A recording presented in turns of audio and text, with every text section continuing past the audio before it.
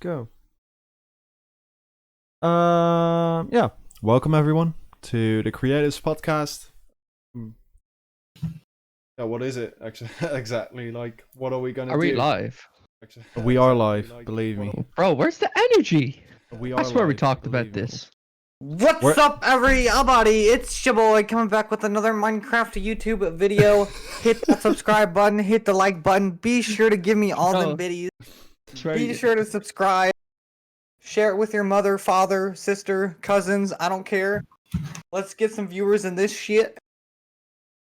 Okay, so what this podcast is actually about is we will be talking about a number of jobs that we're doing within esports right now and how you can do it as well. That's basically what it's going to be about, because within esports it's pretty hard to find like some kind of tutorial on how to get into it and how to start working within esports. So Where's the energy, Clucks? I don't know. Where is my energy? Where is it at? Bro, someone hit him up with an energy drink company. Come on. Yeah. We need more energy. Pretty much. Yes, we do. To summarize what Clucks are saying with a lot more interest is we all work different fields. My name's McG Production. I'm a videographer, specialized in video production and editing. Young Clucks are over there. What do you do?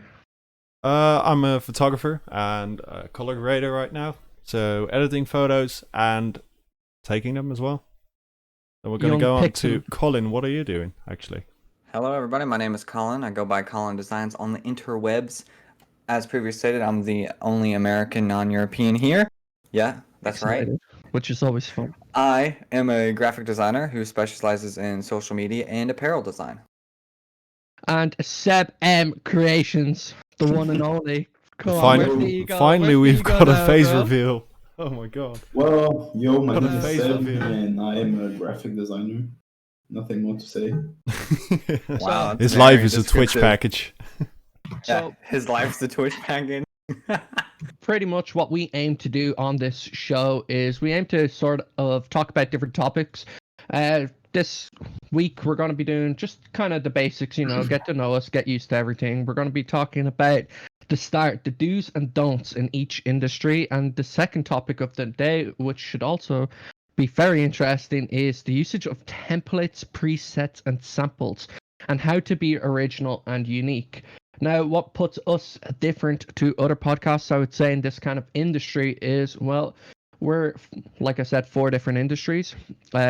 Even though, we're all similar in the sense of we all come from the creative side, the media side, we all specialize in different things. For example, we have Clux, who's the photographer, Seb, who is, I don't know, Twitch packet Seb, I guess, and good old Colin, who specializes in apparel. So we all have different experiences, and that's what we aim to share. We have different stories, we have different concepts that, how we see the esport industry. And most of all, we're here to kind of help out those who are new, those who are interested in becoming better in themselves, and also giving us tips and tricks. We're always open, to discussion. For the future, we plan to break down companies such as apparel companies, what they need to do better, as well as esport organizations. So we're not just, here for the camp stuff. We plan to, I guess, cause havoc. We're going to give honest. None of us are sponsored, in the sense of we're all willingly open to talk about what needs to be talked about. And, we're hoping that organizations take what we say and use it as good feedback, because that's what we want to provide. So I guess to start it off, how to get started in esports, right? This should be interesting. Yeah, let's Colin? start with Seb, actually. No, Colin, bro, he's Colin? American. Let's Yeah. hear the life I'm of the an American. I'm the Yeah, how only to get American started with non-European. esports. Hmm.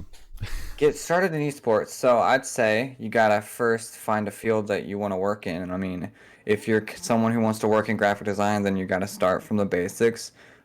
Create a Twitter account, follow other artists, look other artists up, and figure out a style that you kind of want to go for, and then start grinding and making projects and stuff for your favorite esports teams that you watch and look up to see if you can build up their style as well as try to do something new that they don't have already.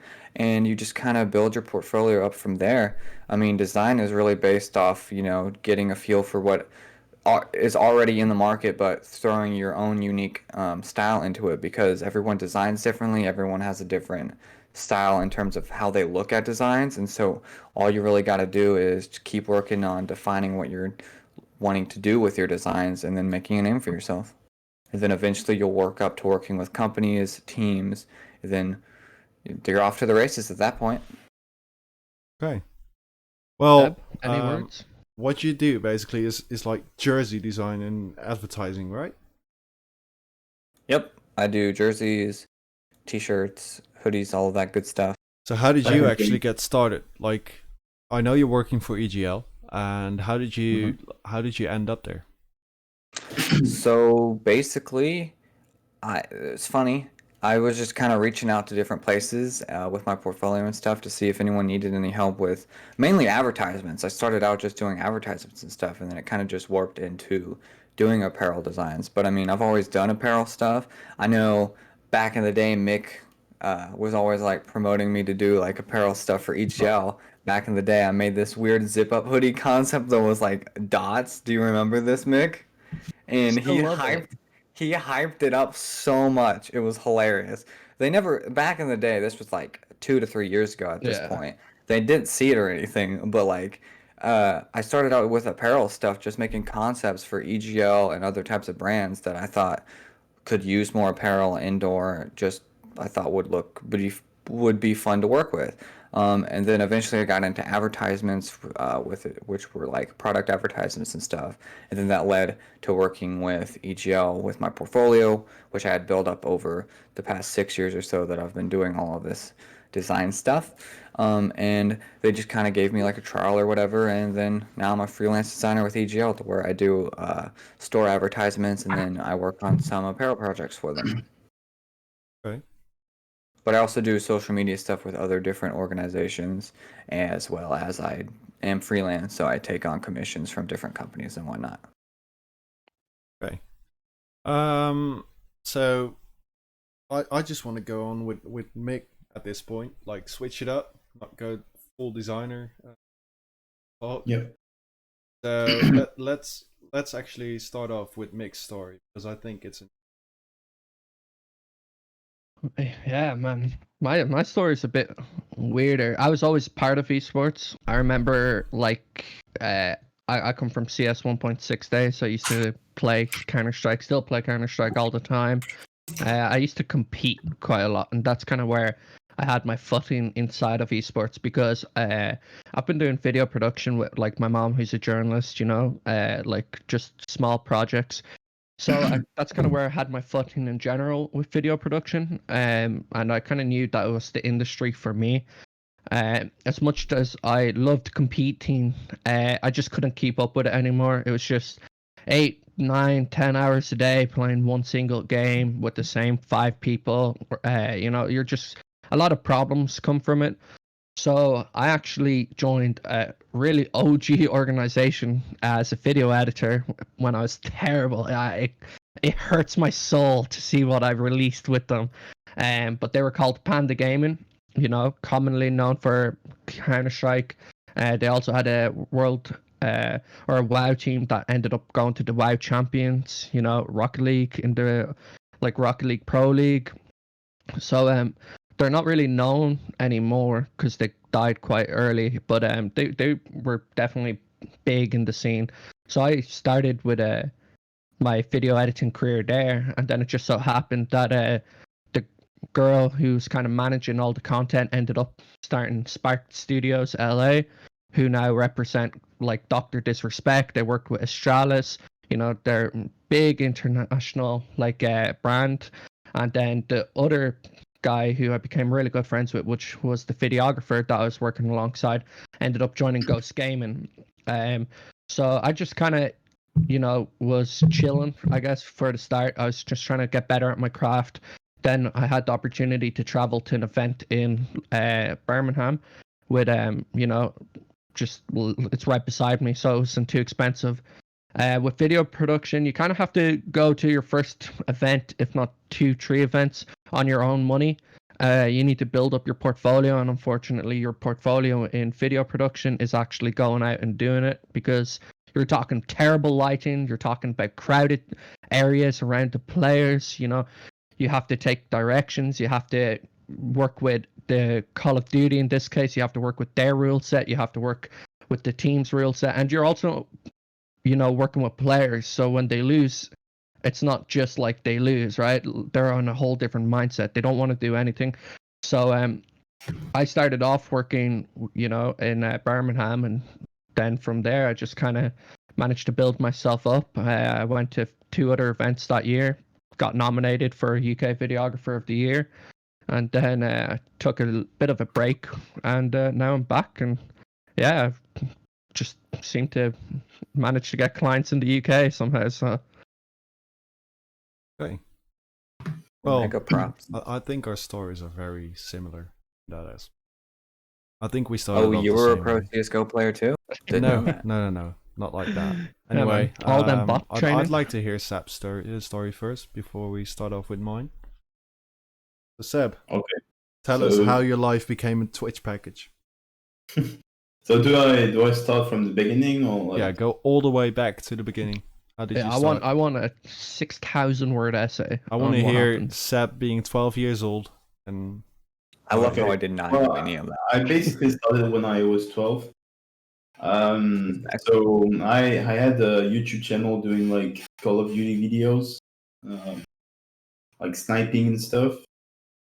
And basically one day I had to make a YouTube banner. And the problem is that, you know, I was like, I'm not gonna pay for this, so I'm gonna learn how to do this. So yeah, I downloaded Photoshop, and yeah, I thought it was kind of funny to do this. So then I started to try joining teams, like sniping team and stuff. So I made that like for a few years. So at the beginning, esports wasn't really a thing. Like it wasn't really known. It was really sniping, Yeah. knifing communities. Like all started It with was the that. kind of content era. Yeah. Yeah. And then I joined my first esports team back in like it was like 6 years ago. It was Denial Esports. But I was just 14, so I wasn't getting any money. You know, it was just I was doing this for fun.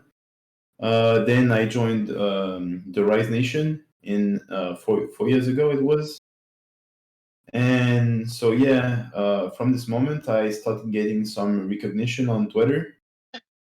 So I was like, well, I think I can do it my job. But the thing is that my parents weren't really in this point of view. Like, you know, they didn't think working like in your room for people playing video games would be possible. Like for them, it was just impossible.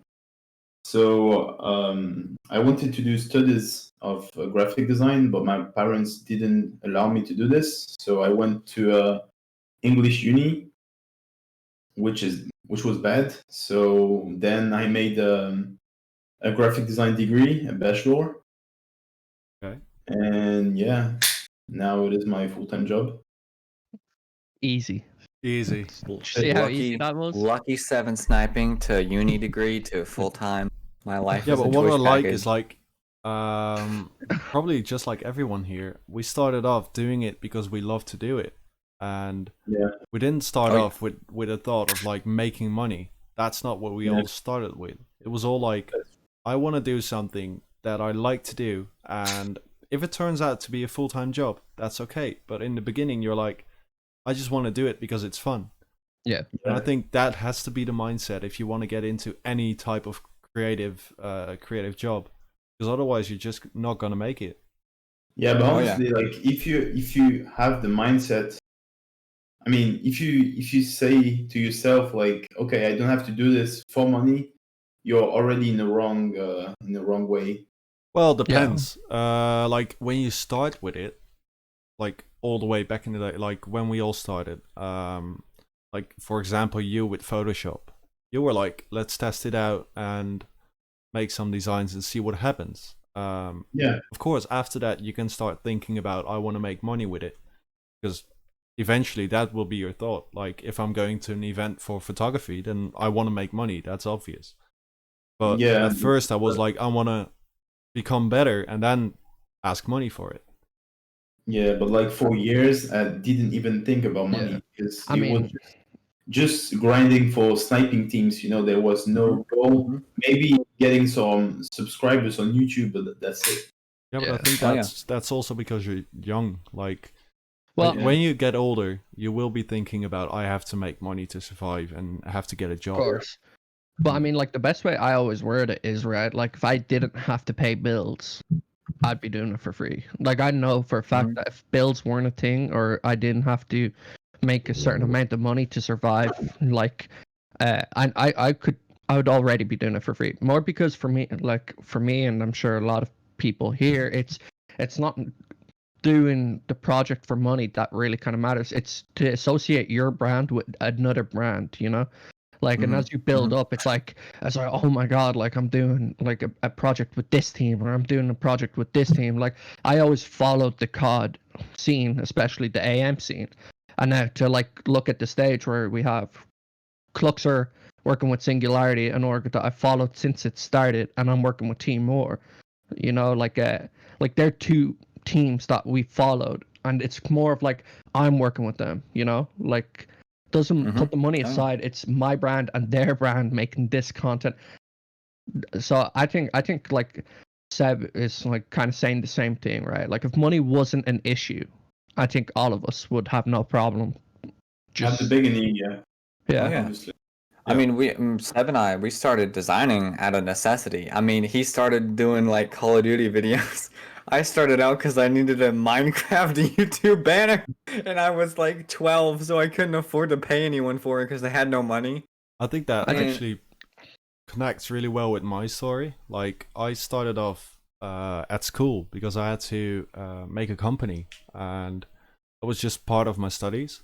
And of course they Netherlands, 10,000 Netherlands, IQ. yeah. Uh-huh.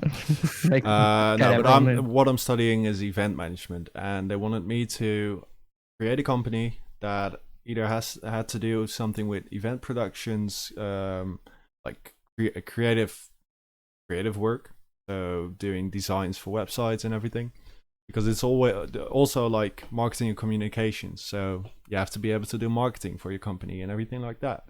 And that's when I decided to start doing photography, and not because I wanted to do photography, but because others wanted to do photography, and they made me like very, I don't know how to say it, like I don't know, they just made me feel like I wanted to be a part of it. And Yeah, Mhm. then I was like, it's like a community. Yeah, yeah, basically. And that's when I started doing photography, and the rest of that group, like they all quit.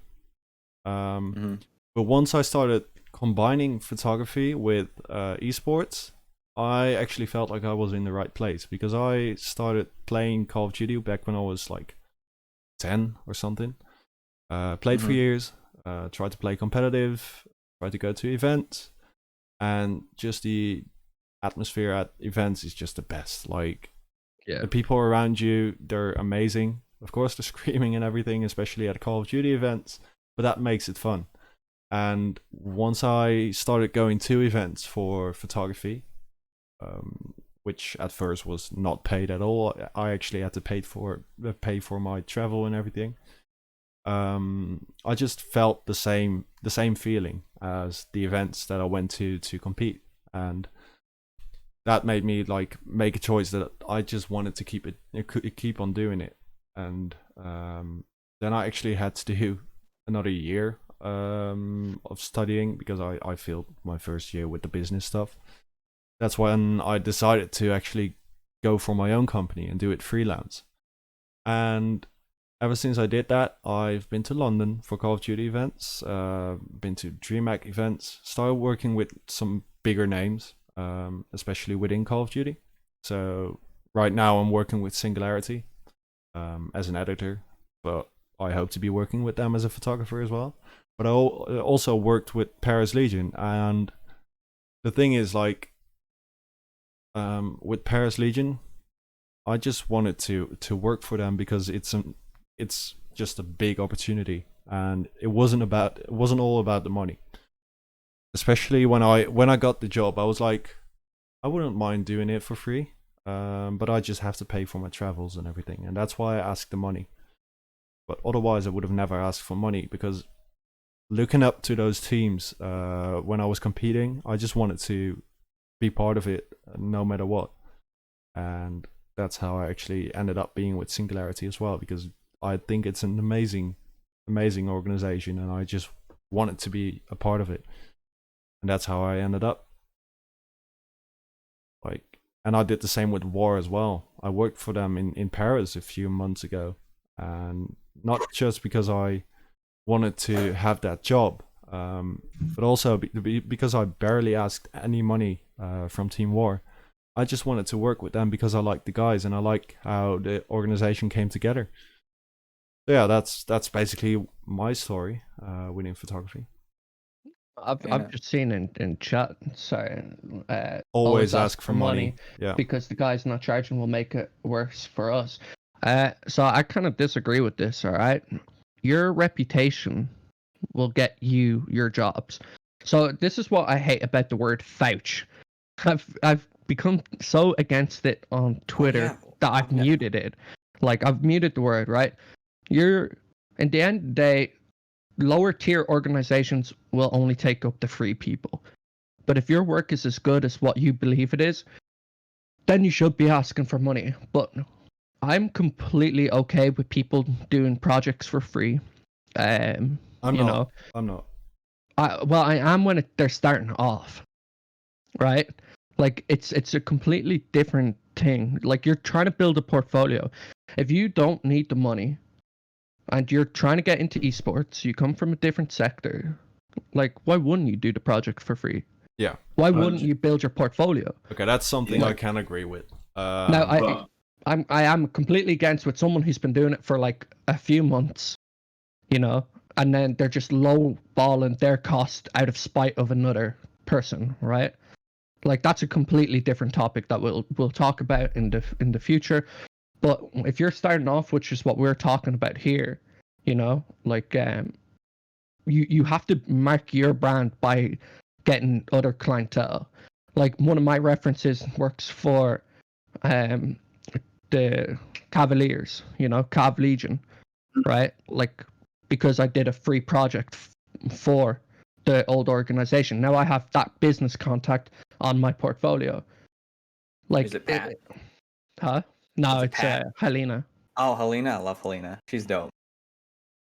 Yeah, It's but you like, know, I gotta say I agree with Mick. Mick. I mean, when you're starting out, even for the first couple of years, because I know I didn't start charging. not within long. photography or Yeah, videography. So with graphic design, it's completely different, right? Yeah. For video production, you won't survive if you do. Oh yeah, no, because you guys have to pay to actually be in the places. Yeah. It's completely different. In the design sector, though, when you're just at home, I mean, if you're not confident enough in your work and you're really just trying to get started out building that portfolio and whatnot, I mean, honestly, you gotta kind of start out doing free stuff for orgs. I have something to say about this. Well, Here we go. come on, Seb. Okay, so wait. We're Start doing a intermission, podcast, please. Lars, come on. Anyway, I have something to say.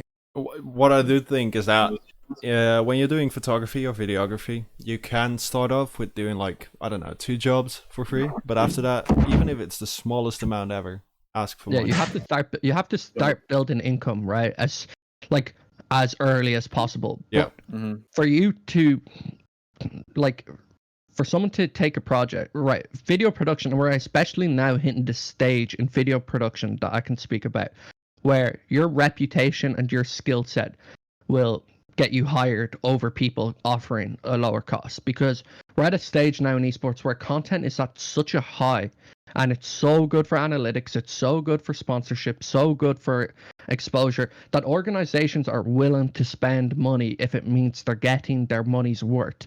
right? Yeah. But the thing is, esports is a complete different ballgame from a wedding. It's from doing a business conference. Esports is something where if you don't have the skill set going into it and you don't know what to expect, your video won't be as good as later on in the thing. Yeah.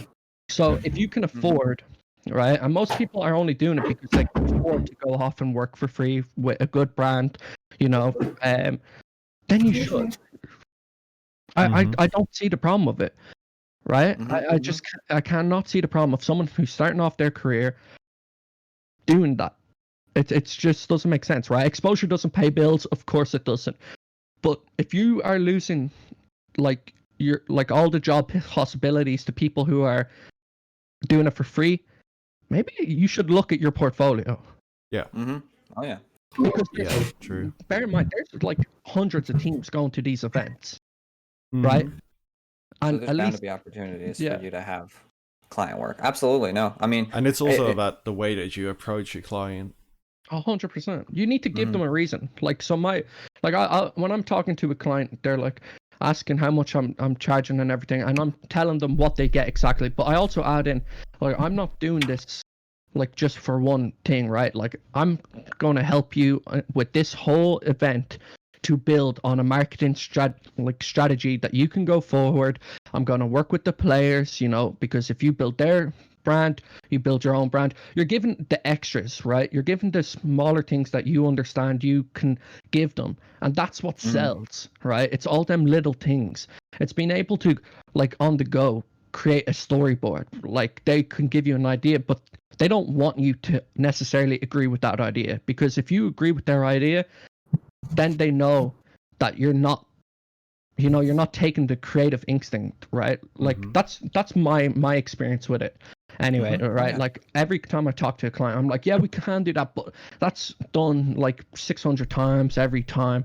Let's add something to it, let's build something to it. Yeah. Right? It's just about the extras you can give.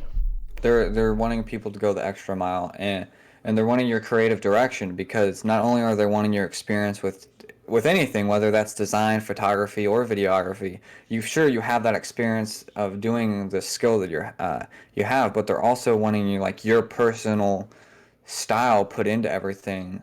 And I mean, if you can provide more than just the video or the edit, you can help build stories or build a complete style depending on what that brand is needing, then of course they're going to go with you over some dude who maybe has a few better edits or something in their portfolio. Because if you can actually work with them to build up their brand, that's way more important than just like a cool edit that someone can have in their portfolio.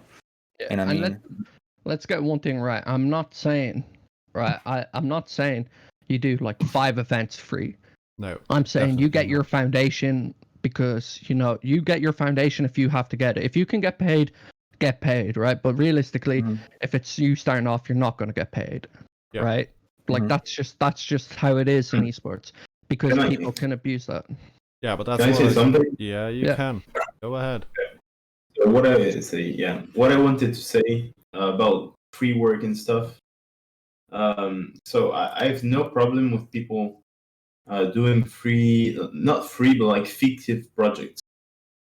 Because actually, I think that if you are starting doing like free stuff for clients, you're wrong. Because like I really have a problem against people doing free work for people actually coming to them and asking for free works. I think that's wrong, because if you start doing this, um, the client is not going to consider you as a graphic designer or photographer. They're just going to consider you as slaves. And yeah, so in my opinion, if you're just starting with design, you shouldn't do free work for clients. You should just do like fictive projects for huge organizations that you like, and then you can build a portfolio from that. Because I mean, moreover, like, people are going to contact you. Obviously, Face isn't going to contact you Yeah. for free work. Like, it's only going to be like small organizations, and this is not going to get you some exposure or anything. yeah. I mean, So- why dedicate all that time that an org would require from you in Yeah. terms of being on their design team or whatever Yeah. for that experience or portfolio building that's not actually going to be any more beneficial than you going around doing projects you actually want to do for bigger teams that will actually help get your portfolio and or your brand more exposure than spending months Yeah. with some team that's gaining way more from the partnership than you are. Because I mean, Yeah. Here's You're- the thing about the graphic design, right? There's nothing to stop you from doing an optic Twitch pack or a fade definitely Twitch not. pack. You can Yeah, true. you can break down logos, you can redesign logos, you know, and you can like people like that kind of stuff, right? Like if you Yeah. can show that you understand you know your skill set and everything, that sells for you. With Yeah, photography, I was talking about this, but as a graphic designer. yeah. Obviously, So it's not the same. with a photographer and videographer, I mean, of course, the scenes are completely different, right? The UK, I've Yeah. noticed the biggest problem is everything is done by like get that person, right? It's the Yeah. org owners talking to each other, right? That's the biggest problem Mhm. because like the whole thing, it's the whole thing, right? Like I would say I have a good reputation with a lot of org owners, but I know people who are better than me in certain areas who just are completely getting shoved because they don't show Twitter presence. You know, they aren't doing like projects. They aren't trying to get clients left, right, and center. Like if the esport industry as a freelance, you need to be emailing like no tomorrow. Like Hitmarker, Mhm. that's a bookmarked for me. You know, you're Yeah, me too. constantly trying to find like your next client. I have events calendars at the start of every year. You know, I'm marking the possibilities, and I'm doing my masters, so it's kind of balance, right? Like that's Mhm. the only reason why I don't want to go full time is because like I'm You want trying to to get your balance. degree, yeah. Yeah, so like it's about in some sense unfortunately who you know in esports. Mhm. But Oh I yeah. feel, but the majority of the time, especially right now, we're hitting this stage where your quality of work will not get overlooked. Mm-hmm. Mhm. Mhm. More resources are being put into the esports scene nowadays. That more organizations, that's companies, have the ability to take a closer look at who they're hiring because there's more people getting involved with everything, and so it's not just there's only like 3 people who have this certain skill set we need, but there's like 100 people, but there's one person that fits what we need the best, and that's what they have to get, and they can afford it because they have investors, and I mean they're trying to get the best quality, and this goes for design, videography, or photography, even more so for you guys because they want like I said, they want your personality and stuff in person. Um, Yep. and I mean, there are a ton of esports photographers and stuff, but there's only one Cluxter for photography. And I mean, if they love your work, then there's not many people who do it exactly like you do, or anyone, and so they're gonna go with you. Yeah, And that's then actually same with why I Nick. have clients that come back almost every event. Like, Yeah. if you that's the biggest part about it, you know. If you for example hate on other people, don't ever do that. Doesn't matter in what kind of business you are. If you're a freelancer, don't ever hate on some other company, because if you do that and the client doesn't like your work, they will definitely go with the other company. But like at events as well, like watch out with what you're saying, because if you're gonna trash talk about some other photographer, in my case, or in mixed case, like You have another a target on your back. videographer, like don't ever do that, because that will cost you your job eventually. Yeah, Because it's the worst part about our job is it's always one event, one weekend. It's always like one shot, and you have to do it right. And if you fuck up someday, they might as well like try out someone else the next time. And another thing with that is like, if you're taking on too many clients, which you really have to watch out with. I made that mistake once, and I managed to save it. But like 2 months ago in Paris, Call of Duty League Paris, for the people that are interested in Call of Duty, I had to take on 6 clients in total, and I know that I will never ever be taking on 6 clients anymore, because it's really hard to manage 6 clients at a time. You have to run around all the time. You can't just sit down. And especially with Call of Duty or like esports, it's always going to be some kind of bracket play. So it's going to be a tournament, and there's going to be one winner, and teams will eventually like drop out.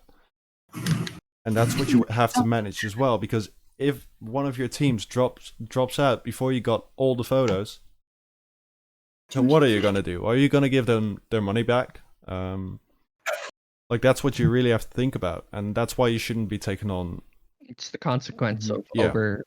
overworking, which is why in my case it's kind of like we already talked about this with us. It's kind of like a beautiful case, right? It's like I'm going in with such a nice price tag because I only want to work with one client on video. I don't want to dedicate myself to that like one client, that I can go into the event, dedicate myself to doing video with that one org, come out with a nice price, with a nice pay, without like only making profit, because one of the things is they have to pay for flights and accommodation. But then I can also do like photography on the side, but I can offer, in my case it's like the scumbag tactic.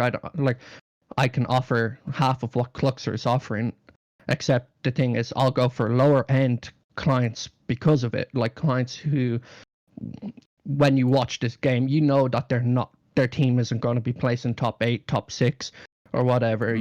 They're there for fun. Even a lot of time it's just mixed teams or whatever. Mhm. That's who I'll target, because I don't have any like extra clientele in video. I won't take extra client in video, so I can produce the best content of the event, and then I can just do a few photos, work on my photography a bit. Yeah. And that also, because you only take that one client, and you don't really have to worry about running around like Cluxer did in that scenario where he had 6 people, he had to be going back and forth with all the stations, is when you're doing all your like video work, like you said, you can dedicate the full time to doing that, but because of that reason, your storytelling with that one org can be exactly what they're looking for, and you don't have to worry about half-assing it in any shape or form, because you control what you're doing for that entire duration. Mhm. And you can provide like better quality than almost anyone else, because I'm sure a lot of videographers that do go to those events, they do take more than just one client, and so they're splitting their time, whereas Yes. you're able to give the orgs that you do go with your full attention, and so they're getting the better value out of your work than, let's say, all the other people. Mhm. The good thing about Call of Duty, well, it's not really a good thing, is for me, is I think in Europe I'm the only videographer that attends the events like outside of like London, right? Yeah, London is always something big. Like, Yeah, there's a lot of London. media there. Yeah, London will always get like UK videographers who are like side videographers and stuff. But like I was sent to Minnesota from European teams. Like I was sent to Paris. I was meant to go to London, but like I felt ill. I was meant to go to Seattle. But it's all to do with European teams, because I feel like I'm the only European. Like I can be completely wrong, but even at Paris, it didn't feel like there's. We were the only 2 at Paris. Yeah, like It was literally us. Like, if you want a video, go to Mick. yeah. If you want wanted to photos, do photography, come to me. Like, that's literally how we did it. If someone asks Mick, like, I'm looking for a photographer, can you do it? And like, he is too occupied, he would probably send him to me, because I'm the only one there. 100%. And I not, mean, like I've done it before. yeah. Like with Scott, I already told you. It's like we were in Minnesota. Train hard esports were like, we need someone to do photos, and I was like, I have too many clients. Because I was working with a lot of European teams already, and the team I was with were making a fantastic run. And Scott Cinema was beside me. I was like, throw me 30% of whatever they pay, and you can have my the client. He was like, yeah, sure, and he made a good profit. Like he made really good profit, and that actually gave me 30%, which I was joking about. But Oh yeah. That's I'll, awesome. I'll Hey, take at least that means he's like a man of his word, and I mean he showed you appreciation for giving him that client. So yeah. I But mean, I like, think that everyone within like the esports scene, within photography and videography, does that for each other. Because the community within photography, except for the really really big names, they always like if they have too many clients, they send them to either another photographer or they just recommend someone or a couple of people that can do the job as well, and they might be doing the job for cheaper, and not maybe not as good, but sometimes even with starting photographers, I once made a deal that he would do like 30 photos and I would do 10 just because I couldn't do the full like 40 photos. And I don't even, in that case, I didn't have to get paid for it. Like, I don't mind walking around sometimes and just, it's not just clicking a button because you have to do settings and everything, but sometimes you can just walk by and take those 10 pictures. They don't have to be amazing in that case because I'm not getting paid for it. He is. But it's something extra for the organization, and you can just, like, I don't know, the You guys are looking organization out will for each still other. be happy, and they have multiple photos to choose from, like insane quality, not insane quality, but really good That's quality photos, and just good quality photos. You know, like they can choose whichever ones they want to upload, and they're paying for less quality because I know that some people ask less what I'm asking. But it all depends on what gear you're using and for how long you've been in the business. And I feel like some people, I've actually had a DM about this. There was a photographer that was using one of the cheaper Canon cameras, and he wanted to get hired for the same price as me, by the same organization. And that guy came up to me and was like, "Which camera is better, his or yours?" And I had to break down why my camera, which is probably like 2,000 euros more, was better. And I was like, well, I don't know. I had to explain to him why 2k, like 2k euros was better than just 300 euros for a camera. And it's easy to explain if you have to. yeah. Because I mean, you know, in your the end, you're equipment, getting right? the job. But if the other photographer had to explain it, I wouldn't have known how to do it. Yeah. Yeah, but I mean, like, the thing is, right, like, if you're the other photographer, I mean, the first thing, right, if you're an org owner and you're asking, like, what camera equipment you're using, fair play to you, right? You care about what the output is, because realistically, yes, the person shooting can still make something better than someone who has the top end equipment. However, the top end equipment either way will come out very nice or very smooth, right? Like, that's just how it is. Camera sensors, we can go into the whole thing. So fair play to the org owner. Except I feel like if you're the other guy, your only argument is your skill, right?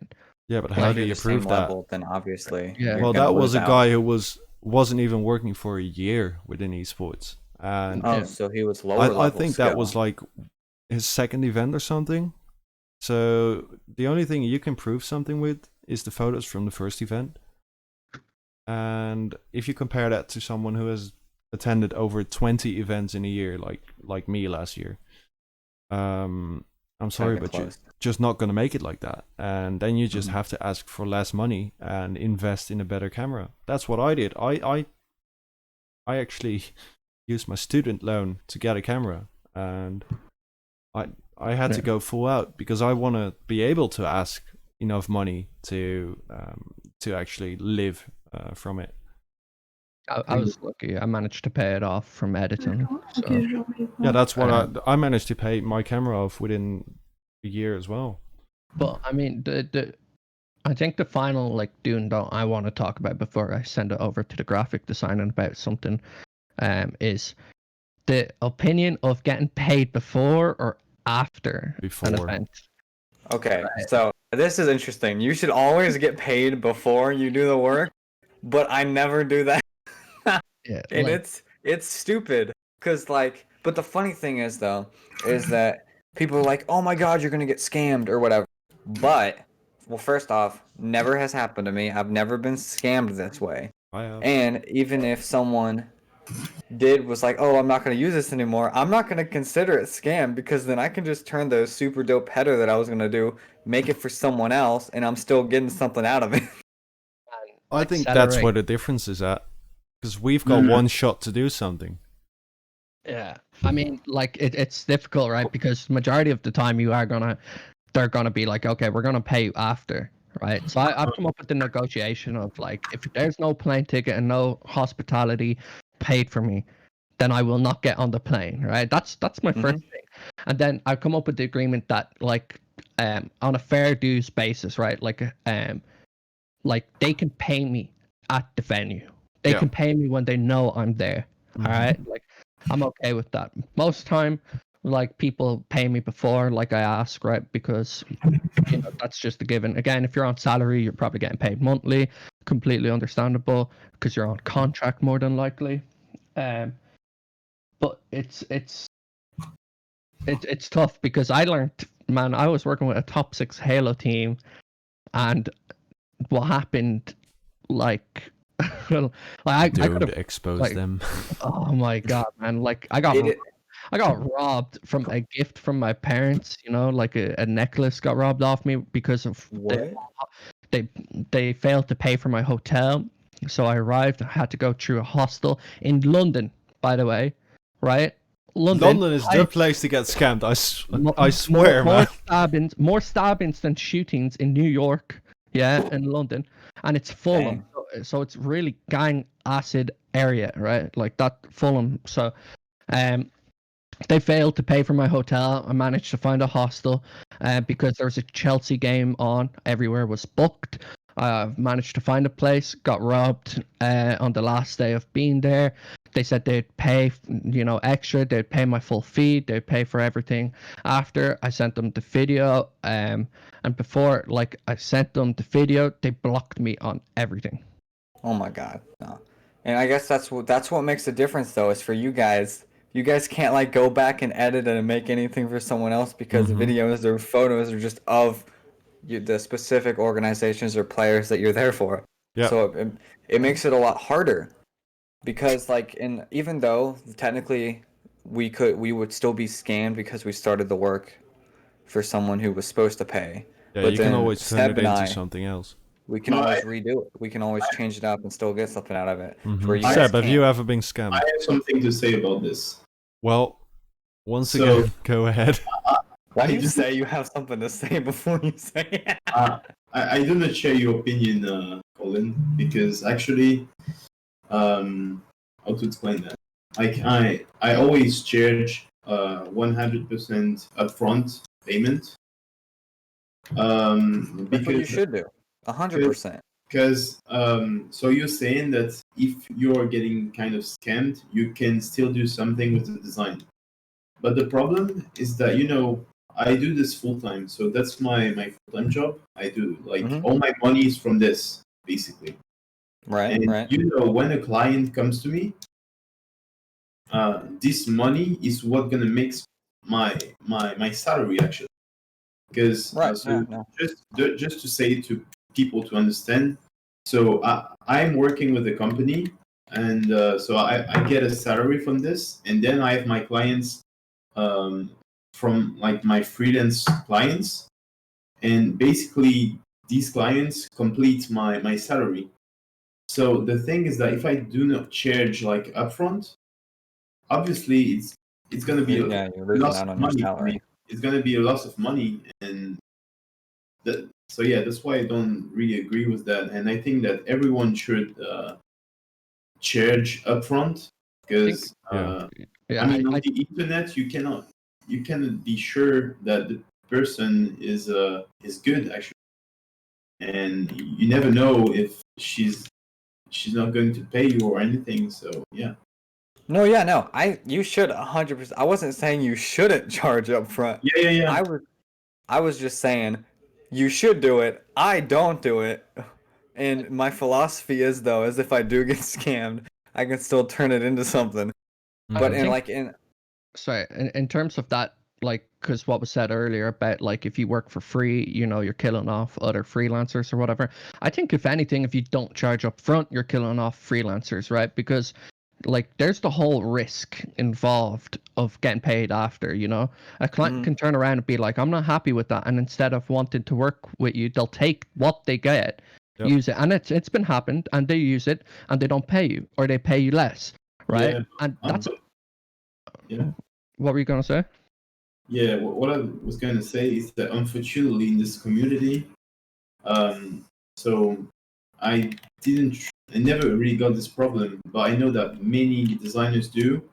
Is that, you know, when you ask for an upfront payment, people are not like, willing to do it, yeah. yeah, they're not willing to do it because they don't know you. And in this community, if you have actually a community and number of followers and stuff, they Your don't mind. reputation. Yeah, they don't mind So, about this, and I think it's really, that's not good because followers don't mean anything Yeah. in this community. If like, yeah, I know exactly what you mean, and it's something I that think he needs to means more like change. reputation from past clients. Yeah, Yeah. but you know, like how, like, this is the whole thing of the vouch system, right? Like the bigger followings tend to spend like spamming their DMs or whatever, like, oh, can you say vouch on this project, or pick this guy, spam vouch, right? To me, if someone's getting tons of like vouchers, right? There's one thing of like the odd 1, 2 or whatever, you know, because more than likely you're scrolling past, you see this guy, and you're like, oh, like vouch, like can't recommend someone different or someone better, right? That's completely different. But when you see like 20, 30, 40, then you know that some, like, you know, he's asking people to do it, right? Yeah. And to me, that's a lot sketchier than someone like, hey, I would love to work with you. Yeah. This is my portfolio, right? Like, I'm like, either way, I'm going to check out portfolios. And if I'm in charge, hell yeah, I'm going to ring up their references or message their references and be like, Mhm. what was he like? You know, because I'm not risking having someone work under me and be like a blaming racist on Twitter or like, you know, that kind of thing. Like, it would detriment the whole brand.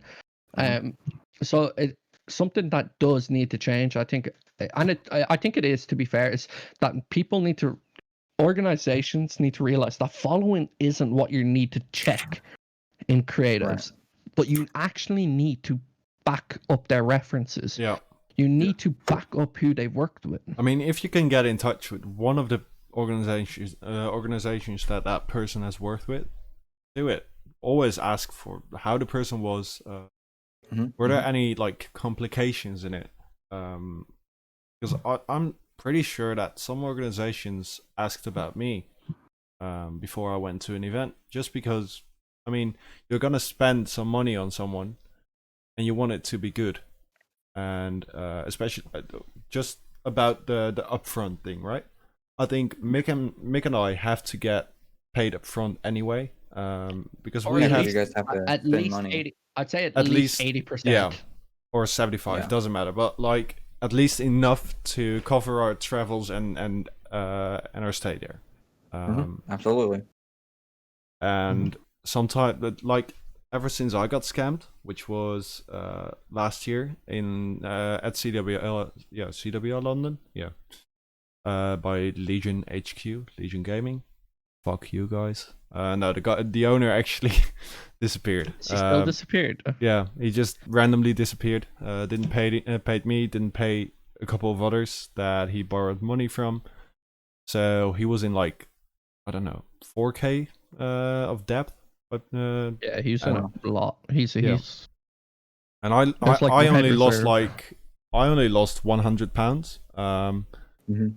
But I still had to work for that money, and that made me lose money off of that event. Like I had to spend money for that event myself because I just lost money, and I was gonna be alright with the £100 extra. But after the event, I was like, something has to change because I never want this to happen again. And if you're starting out with photography or any type of freelance job, make sure they pay at least something upfront, like a minimum of 50%. That's how it works in real life, though. Like Oh yeah. Yeah. even in design, Yeah. like if you go to a design company, you'll have to pay. I think it's at least 30% of upfront. Yeah, I mean, if you ever work with like in television production, right? Like it's how do you think a TV show gets made, right? Like the producer isn't paying for the TV show. Nope. Like the producer makes the paperwork and proposes it, and then they pay, and in the whole thing he'll have this is the starting fee, right? Like let's say like France costs like 10 million, like um for France I need 8.5 million to get it done or whatever, and then you need to pay 1.5 million at the end for like all the salaries or whatever, right? Mhm. Like in the real world you will only ever get paid up front, or Yeah. in my experience I've only ever been paid up front. Mhm. Like Mhm. so it's weird in esports where like I get right the financial situation of esports is not good, right? It's good with the top orgs, but majority of orgs They're it's losing money. yeah like Yeah. so I understand that aspect, but like it's gone to a stage where I'm completely okay with taking productions outside of esports. Like I'm completely fine with it as Me long as I too. get to make cool films and stuff. Yeah. That's Mhm. fine by me. So like when someone's like, I'm not paying for your flights and hotels up front, but I'll pay for it after. I have no problem just saying no. Like, Yeah. I'll, Yeah, yeah. Say about this as well is it's that like um, if you get a client, it happened to me like last week. So someone contacted me for it was actually a Brawl Star esports team, and they were asking for a kind of huge project. I mean, it was more than 300, so it was a good project, I would say.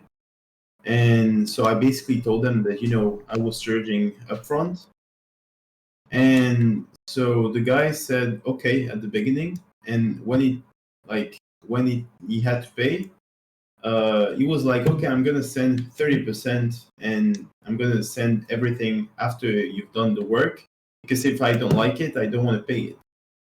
And what I want to say is that if you get a client, I mean, you're freelance, and you have to understand that you're your own boss, and you make the how to say that, you make the rights for your company. So the client doesn't have to say anything about your way of working.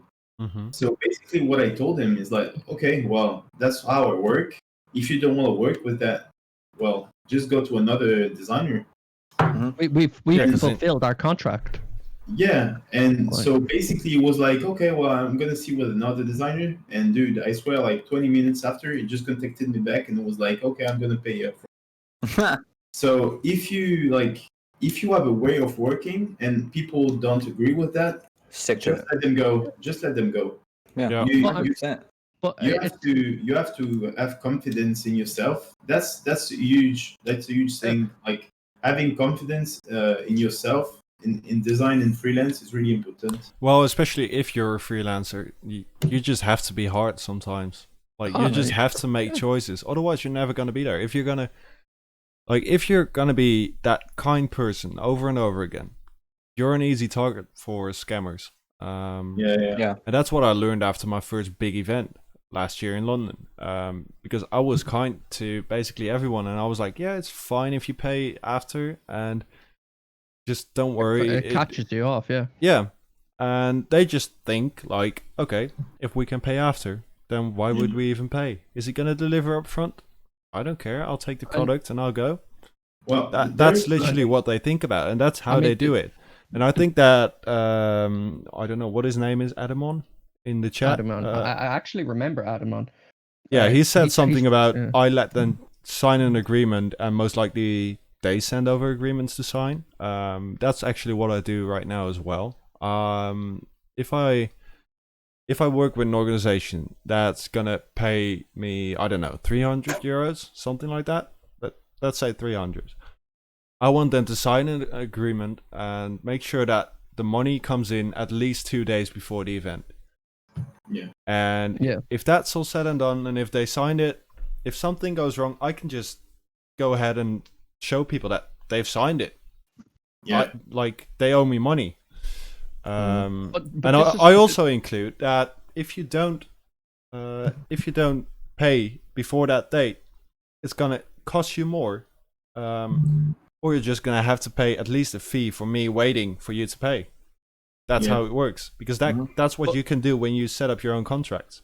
And that's how it should be. Like for video production, obviously it's a lot more difficult because you're going to an event, you only have one attempt to make it, right?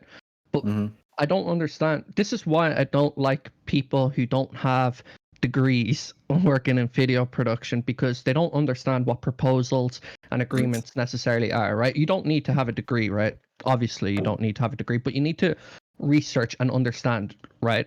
So before I do video production with any client, I will create this agreement, what we call a proposal. And that proposal is the second they sign off, it means if that goal that I've made, right, that whole bio of what they're getting, they're happy with. So if I come back, I edit and I can link, I can tick, well, this shot matches what I said here, you know? This is the opening sequence, that's the opening sequence I said. Clear branding, you know, if I can tick off and they say, well, I don't, like, I want my money back, I'm not happy with it. But if it's a solid video and it matches what they say, what standing do they have? Because I've shown, like, you know, I've created an agreement with them. And it also works in the confidence sense. Oh God, Fortnite. Bro. Yeah, I understand, like, dropping out of uni and stuff, right? That's but I know you understand agreements. That, like, because I know you, because I remember, like, we have mutual friends of, like, Betty, Mind of Reggie, all of them. So I know you know what you're doing. But it's a thing of securing why you get paid up front, because you also look more professional when you provide professional paperwork, right? Mhm, It's like mhm. you sign off on that if you're happy. If you're not happy before the event, we can change it, you know? But you let's can't say- you can't go back on your word. That's Yeah. why they. So Yeah, pay me 100%. up front, and that's what I'm guaranteeing you, you know? And Mhm. then I'll also guarantee you re-edits or whatever if you're not happy with a shot or whatever. What happened with me in Team War, you know, or like many different clients. Cluxer was there. I had a client make me export 8 times just because he wasn't happy with one thing on the video, you know. But I have an agreement with them, and in the end of the day, he can't go back on the agreement because I've linked everything off, you know. Mhm, mhm. Like, I get so it. it's these things that make you a better candidate Yeah. than a person who doesn't have, like, the background, which unfortunately in esports is quite a lot of people. Yeah, Yep. true. I think I we mean, should I talk don't about. even have a background. I think we should talk about something because that's actually interesting and that's even something I what why you laughing? You said that's interesting, huh? Yeah, interesting. Yeah, but honestly, like, what does freelance mean to you? Making paper. No, because I mean, I Working see on your own. everyone. Yeah. I see everyone on Twitter being freelance, but I think they're wrong because I feel like this word is a trend. Like now, I feel like people just starting to do banners or anything. They're freelance. So we should maybe talk about what is really freelancing. Oh, for me, I it's think contract that's freelancing, right? For me, freelancing is the prospect of possible clientele. And now at this stage, I'm kind of closed off, like, who I'm working with, because I have different esports covered. For Okay, me, but it's contract freelancing, right? You're this you're not is making not a what I permanent mean. contract. This is not what I mean. but I think that we should save the contract bit for next episode, actually, and freelance bit, because Oh, we can make a whole episode on what freelancing Yeah. and contracts are. I mean, Yeah. for I me, think we do have to get into a second subject or second topic of the day, which Yeah. is usage of samples, templates, and everything like that, because that's something, especially in the beginning, since this episode is called The Start. I think that's something that you really have to watch out with, especially using templates. I think as a designer, you should never use complete templates. I don't know. This is what I really want to hear from Yeah. you guys, right? Is because my, like, templates for me is something completely different. I'm no motion graphic designer, Yeah, but yeah. I ain't paying. Yeah, yeah. Template. As a Okay. designer, Okay, so can I never. start? Can I start? Because I wouldn't say like you actually. Let's start off with Mr. Twitch package, aka Yeah. Seb, Oh, because that's a Twitch package. his designs are probably being remade as well, and I really Okay, want to hear something about templates from Seb. Okay, so basically, wait a second. So I got a message from. Okay, Emmy. let's start with Colin. Okay, so the thing about templates, though, is that, I mean, a template is meant for a starting off point. And as long as you're using it as a starting off point to make your own design and not just completely ripping off that said starting off point, I think it's fine.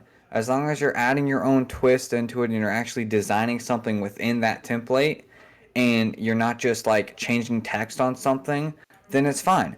But I mean, if you're using someone else's design and changing like the name or the logo on it, Or even no. just a color, don't do that. Yeah, no. I mean, you didn't design that. You can't count that as yours. And I mean, you should. And as a designer or an esports org, you shouldn't do that. Because I mean, we said previously that when you're in esports, you have to make your own brand identity, not only as a designer or creative in general, I but actually as an organization itself. And by using templates that other people already have, just straight up, you're not doing that. I actually saw that And- on Flamer Creates, like Jesse, his channel, like one organization literally copied his design. Like Yeah. the exact same thing. They just changed the character in the game and the name. That's the only thing they've changed. And they just Meta, right? posted it. I don't know which org it was, and I don't want to get into organizations because I'm really sure that many organizations do the same thing, even with jersey designs. I mean, right, like actual esport broadcastings copy each other. IEM and ESL have the exact same overlays in their games, right? And both are from Video Hive. I know that for a fact because we have sources. But like that's a template technically.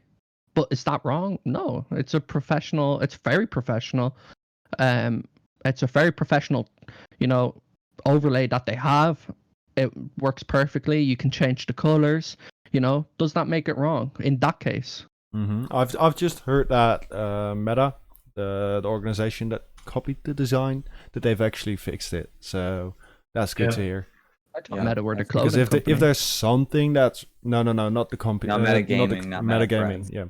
If there's something that bothers me is copying other people's work, because I feel Oh, yeah. like if you're creative, doesn't matter which type of field you're in, don't ever copy someone's work. You're not being creative at that point. Yeah, yeah. I mean, and like the perfect example is Fission. Remember when Fission took off? Every esports org outside like the top esport orgs made a Fission, like they made their own brand of Fission, right? Like that's it, and it ended up killing documentaries in esports. Like look at the viewership Liquid get on their documentaries. Like for how big they are, it should be way bigger. The production value that they make is insane. TSM as well, it should be getting way more views. So, like these are like proper Netflix willing documentaries, and I think because of how flooded the scene got with like Vision, like the documentaries, it just killed that whole area. Oh, yeah. And not even to talk about how much they pay for it, because one documentary like that costs so much money. Like, Yeah. I would be able to maybe like get a full like a year worth of salary for one documentary like that. Because if you think about the production value of things like that, I've done like I don't know Yeah, but I mean, they have half a their million euros like advertising productions. I've done that in the past and into shit. If you just think about how much even a small documentary costs, then it should be getting more views because the value of the documentary is so much more. And yeah, like Mick said, like it could have been on Netflix because it's almost the same quality.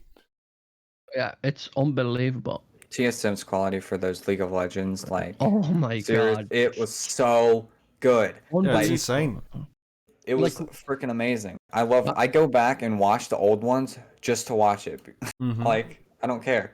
Their production quality was insane. And I saw other Like- teams trying to copy TSM, but they weren't even close to the same standard. And I think, and I might be the only one here, that TSM beat out Optic in terms of production quality. I'm not Vision sure was about that. good. I think Liquid, man, Liquid CS:GO documentaries are by One Up Studios are, they're. But now you're talking so about well. CS:GO compared to Call of Duty, because that's a big difference as well. But he was talking about TSM. Yeah, but TSM I'm didn't talking do- about Optic as well. But it's not right. It's the same. It's the same foreground. It's the same. It's about Yeah. an esport. I It's mean, they're about a different team. like games and stuff, but I mean, the idea and the premise of all of them are the same. Yeah. Yeah, I mean, One Up and you Studios got to are- realize that they did Vision, or they did a Vision sorta for multiple games. But I I mean, think Optic that's. did one for Halo and Gears of War, Mm. CS:GO, and Call of Gears. Duty. But I Yeah, think Vision the was- exact same thing is happening to TV as well. Like, Yeah, I mean- there's not a single game show or talent show that's not in some kind of way the same. Like everything is the same, and of course there are some differences, like the turning chairs on The Voice, for example. But it all comes down to the same thing, and that's finding singing talent, for example. So Yeah. it is just about with those documentaries, it's just about finding something that makes you different than others. And I don't think that many organizations did that. And I think some organizations just straight up copied it. And that's just something to be ashamed of. Even though it's your own production, if it's the exact same thing, you're not doing it right. You have to be able to be creative, and especially if there's some kind of budget behind it, which is like worth thousands of euros. Don't.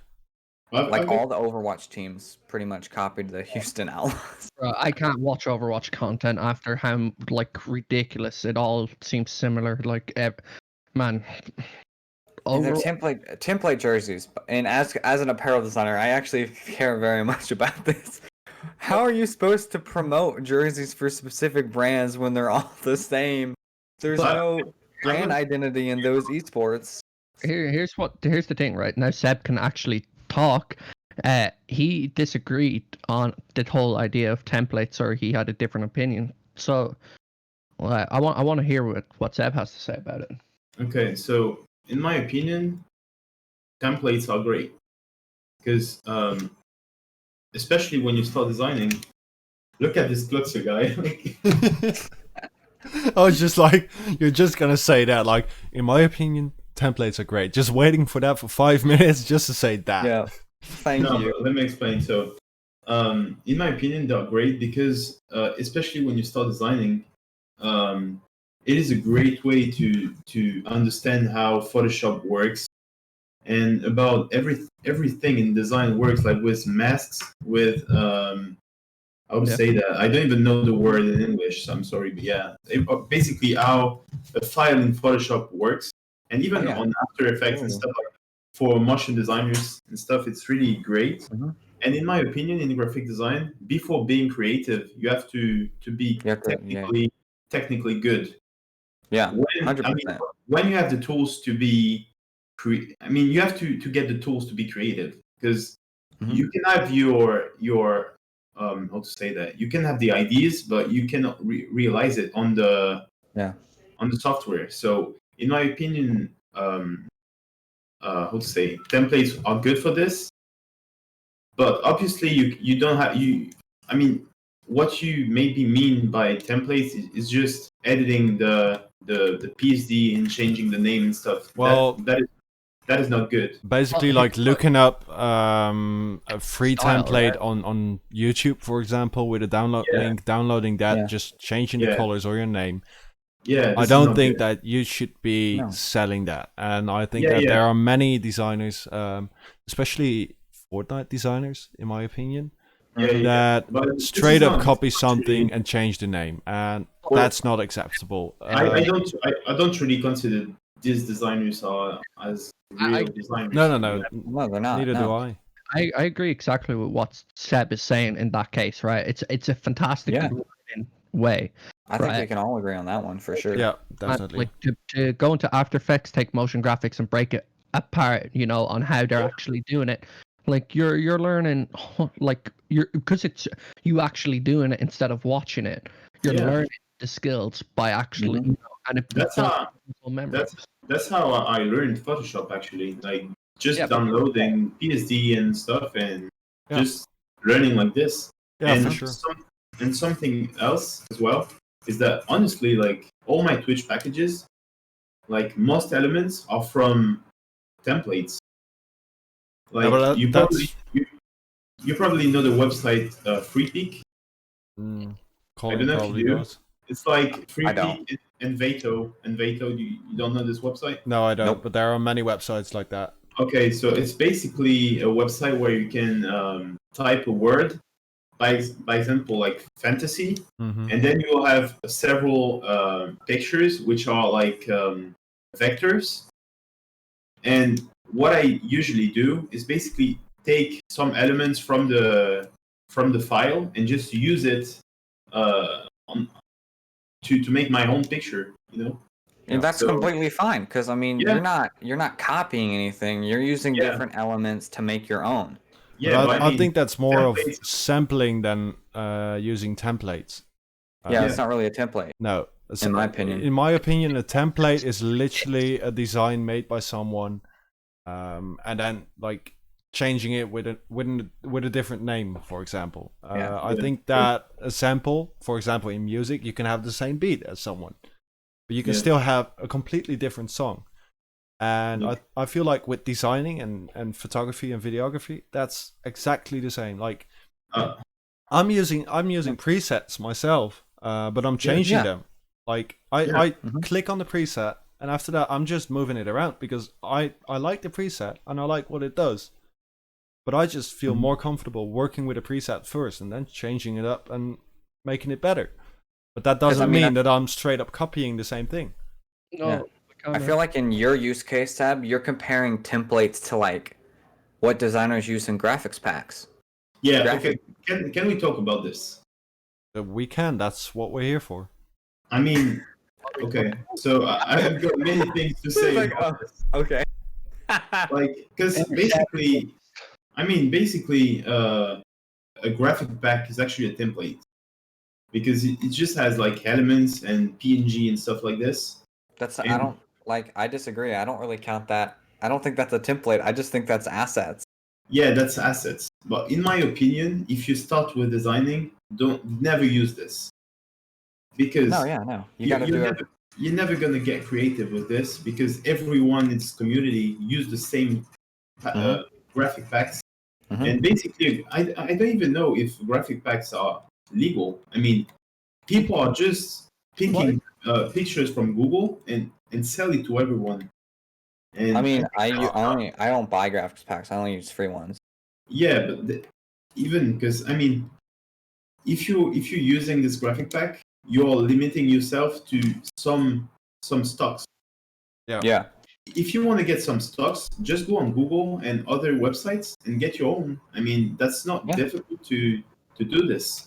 That's assets. So- I think that's completely fine. Because I mean, you use assets to make your own like creation, and you just Yeah. you manipulate them. That's Yeah. not really a template. Yeah, but Because I mean, many people limit themselves to only one or two graphic pack, and that's wrong. and then their I mean- creations start looking the same because they're reusing the same assets all Yeah. the time. Yeah, people always use like one graphic pack for all their lives, and that's stupid. Because your graphics are all gonna They're always they're gonna do have the same same. elements instead of being Yeah. different. Yeah, so that's Here's stupid. what I want to ask you, actually, as you ask you about something, right? Because I remember on Twitter, I stumbled across this, right? So it was a graphic designer, and he said if clients come to you with a custom project, right, and let's say you say €110, $110, whatever, right? Yeah. And they paid the $110, and then you gave them the final project, and they said, "Can I have the Illustrator file, or can I have the Photoshop file?" Would you ask for more money on top of that? So, Yes, and why is Yep. that? because basically, if people ask you the PSD, it means they use Photoshop. And if they use Photoshop, it's probably because they want to know how you work and basically, Mhm. if Plus, if you show them all your work, If it's you're never what, going to get clients again. I mean, right? This is it, right? So this was more like on the line of scorecards and stuff, right? And the reason, like now, if I was running an org, I would want the Photoshop template because I mean, if I'm doing a scorecard, that's different. But if I'm Right. doing like a header, so this is what no, in this case it was like an organization brand, right? And he was like, if they ask for the Photoshop of a scorecard or whatever, bump up the price because that means they're going to stop coming to well, you with that at project. that point, I just charge a higher rate in the first place. Because I mean, There- when I do scoreboards or scorecards or whatever, I'm under the assumption that I'm sending them the PSD so they can use it. Yeah, but I I mean, think I'm not going to be sitting at home updating all the scorecards on my own. I'm No. just Well- designing a concept for them to use. Mhm. Like there so, is two. Yeah, Oh. well, there is two ways of working with like adding more money to people who want PSD. So when people ask me for PSDs, if they don't want to pay more, what I do is basically fusion all the layers and just keep the Text layers and the stuff text. editable. Yeah. Okay, that makes And- sense. Yeah. And if you want to see really how I work, then you're gonna have to pay the price. Yeah. Yeah. No, I when get you that, do, yeah. let's when say you they're- give off the PSD, you're giving them, you're giving whoever you're sending it to the ability to also then use your work for other purposes instead of just what they paid you for. So let's say someone buys a header, they want the PSD. Now they can go around giving out that header to a bunch of other people. And I Yeah, 'cause- might as well sell it to them as well. Yeah, Yeah. because for me it's exactly the same. Here's- If you could, right. So if you could, yeah. Sorry. to go on top of that question, right, is like this. Now, do you include the price at the very start go, or so like here's where it kind of annoys me, right? If I'm asking for a Photoshop thing, yeah, or if I'm asking for a project, like I say I need an edible header for my organization, and you say like, oh yeah, $50, €50, and then you come back to me, I'm like, okay, but I need the Photoshop file so I can change it for my other players, and then you're like, well, that's another 50. I'd be fucking fuming. I'd be fuming. No, I wouldn't add any more money. I'd I- charge. Just That's stupid to ask a PSD because I mean, when you go to McDonald's, are you gonna ask for the recipe? Like, yes, I'm gonna ask for the recipe. Not at McDonald's, but at some Well, no, restaurants. because I like would. Seb, you're looking at it wrong. If someone's coming to you for an editable header, so they're wanting a template header for their entire org, you just have to charge them more from the start to give them that template header. yeah, Yeah. I'd like, Yeah, like I'm completely okay if the price right is different. Like if they're bumping up the price without saying another price, right? So let's say it's like, oh yeah, I need an edible Twitter background that I'm going to use for my players or whatever, and you say €100 or whatever, right? And then I'm like, why €100? And then you explain, well, if you want it edible, that means like you're going to be reusing it, right? So that's Yeah. out of my pocket gone, so I have to bump up the price. I completely understand that. But if you say 50 and then I say, where's the PSD file? And I've already asked for an edible thing, and you're like, well, that's another 50. I'd be fuming. I'd be like, yeah. Oh, But yeah. the thing is that you should ask this at the beginning. well, that's what when someone asks for an editable file or whatever, or scorecard or something, you as a designer, you should assume they're wanting the PSD. Mhm. I mean, I feel like why are design you? be just charging more, Yeah, like right, 'cause in I mean- percentage, and just give everything, right? Like the concept of like, oh yeah, I'll do a header for 25, but I'm not giving you the PSD. it's like a beyond- single image. Yeah, you know, it- you pay. it's beyond me, right? Just say 75 for a header, you get all the PSD, you get all the rights. Or just ask them up front, like, would you like Do to you have want- the PSD with it as Yeah, well? yeah. That's what I Yeah. would do, because then you Yeah. know how to build up your price. Because Yeah. before you name a price, just make sure you know everything the client wants. Yeah. That's how you get Because to they're the gonna. price. Yeah, if but they're. Sorry, in go my ahead. opinion, the client has to say it before the designer because I mean, as a designer, you don't expect the client to want the PSD. Oh yeah, 100%. No, yeah, no. mean- They I have mean, to the tell me client- in advance if they want a template Yeah. something. Like if I'm making an announcement graphic for an org, I assume that it's not a single time use announcement graphic. They're going to use it multiple times. Therefore, the price will reflect that. And you have to understand that if they have the PSD, they won't come back to you again. Yeah, exactly. I So mean, they're- if you give them everything for $25, you're fucked. Yeah, Yeah. no. You're not asking enough if you do that. But that's my Yeah. point, right? I think like people like the graphic design community need to stop charging for single graphics, right? Like, so if I'm coming to you, like, and you can tell I'm right, org owners have owner of in their bio or whatever, and they come to you and it's like, I need a scorecard, right?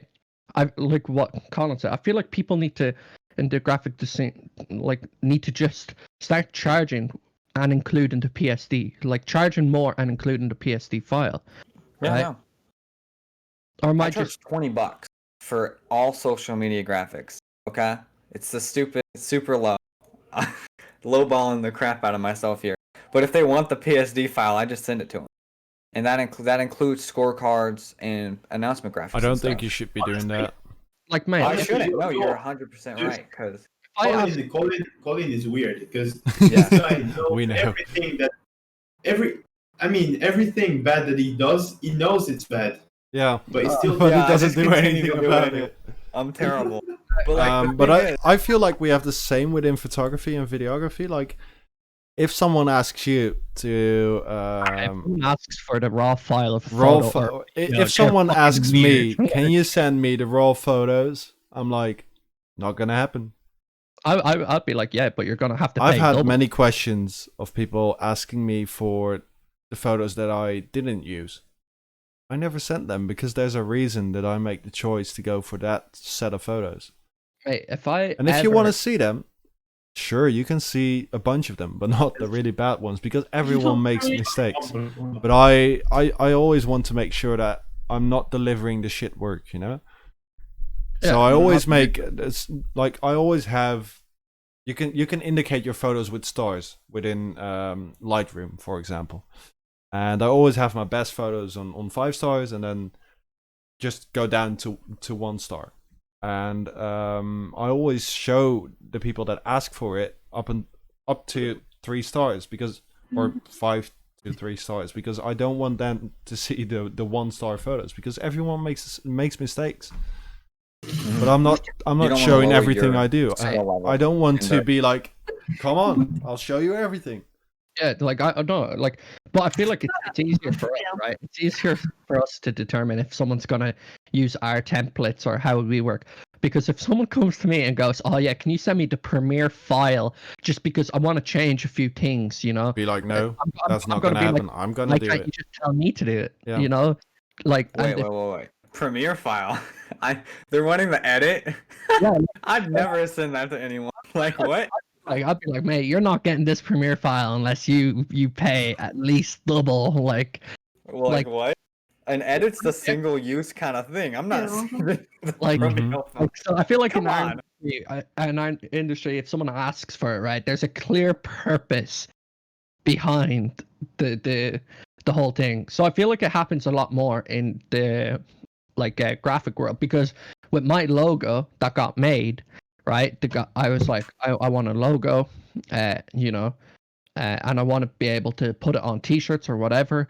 And he was like, "Oh yeah, $80." He made the logo. I was like, "Yeah, that's really like I'm happy with it." There's the second half of the payment, and I was like, "Where's the photo? Where's the PSD file?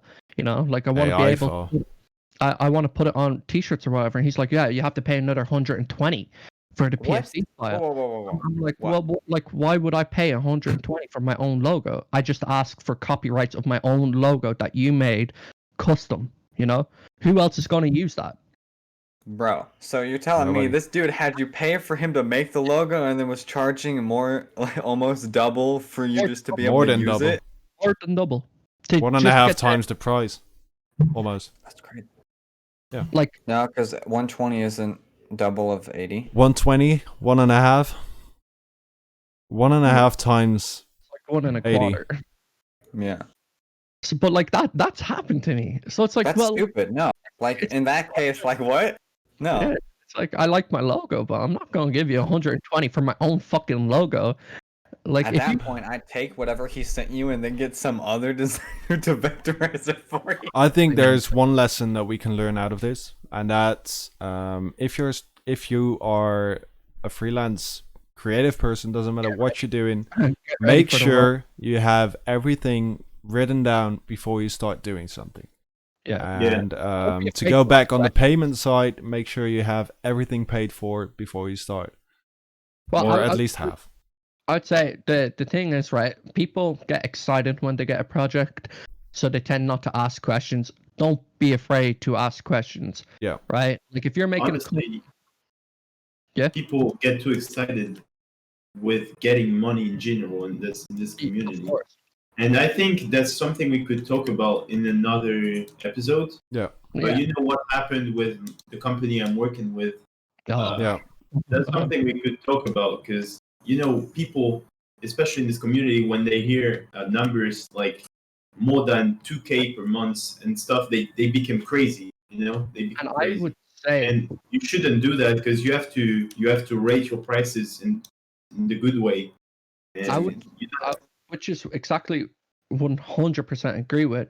But to wrap things up, I would say next week we should do the difference between part-time freelance and full-time, and on top of that, we should exactly talk about that because I feel that's more relatable of what kills freelancers and stuff than Yeah. someone not taking money is people that like when you're doing full-time work, that's underselling, that's killing jobs, right? Yeah. And I feel like that's something that needs to be discussed. So I would say we've been doing this for an hour and a half. Yeah. I think we should wrap it up. And I think we should be coming back next week, next Saturday, at the same time.